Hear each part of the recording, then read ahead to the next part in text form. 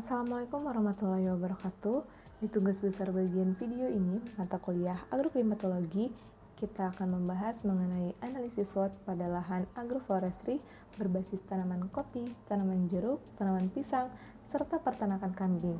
Izinkan saya memperkenalkan anggota dari kelompok 2. Yang pertama ada Karlin Aldea, yang kedua Dela Ramadanti, yang ketiga Felisa Puspitasari.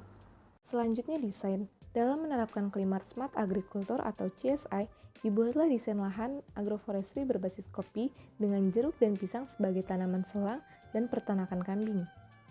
Untuk mengukur keberhasilan proyek lahan agroforestry ini, dapat mengidentifikasi faktor-faktor internal dan eksternal yang menggunakan analisis SWOT untuk mengevaluasi kekuatan, kelemahan, peluang, dan ancaman terkait dengan implementasi dan keberhasilan.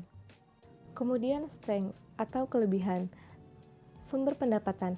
Sesuai dengan konsep agroforestry, lahan ini tidak bergantung pada satu jenis tanaman utama yaitu kopi, karena mengombinasikan tanaman kopi dengan jeruk dan pisang sebagai tanaman selang dan juga peternakan, memberikan tambahan sumber pendapatan dari variasi tersebut dan mengurangi risiko kegagalan panen yang diakibatkan oleh faktor-faktor seperti cuaca atau hama penyakit. Sinergi dalam ekosistem. Jeruk dan pisang dapat memberikan naungan bagi tanaman kopi yang dapat membantu mengurangi paparan langsung terhadap sinar matahari serta menjaga kelembapan tanah. Sementara itu, kotoran dari kambing dapat digunakan sebagai pupuk organik untuk meningkatkan kesuburan tanah. Analisis selanjutnya yaitu weaknesses atau kelemahan. Yang pertama, kesulitan manajemen. Dalam menyatukan beberapa jenis tanaman dan peternakan dalam satu lahan agroforestry, memerlukan manajemen yang cermat, memastikan bahwa semua tanaman dan hewan mendapatkan perawatan yang tepat dan mempertahankan keseimbangan semuanya. Yang kedua yaitu keahlian dan pengetahuan.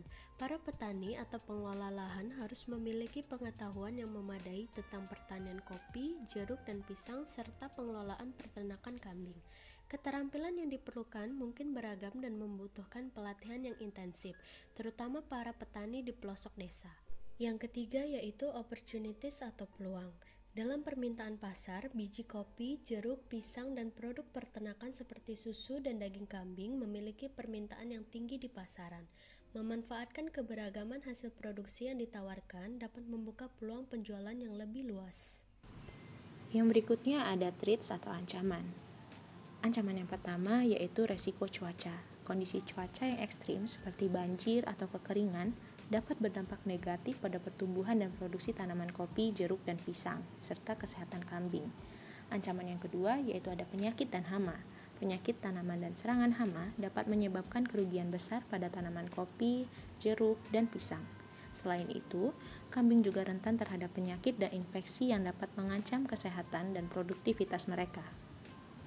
Dalam melakukan analisis SWOT, penting untuk mencatat bahwa faktor-faktor ini bersifat umum dan dapat berbeda dalam konteks spesifik setiap proyek agroforestry.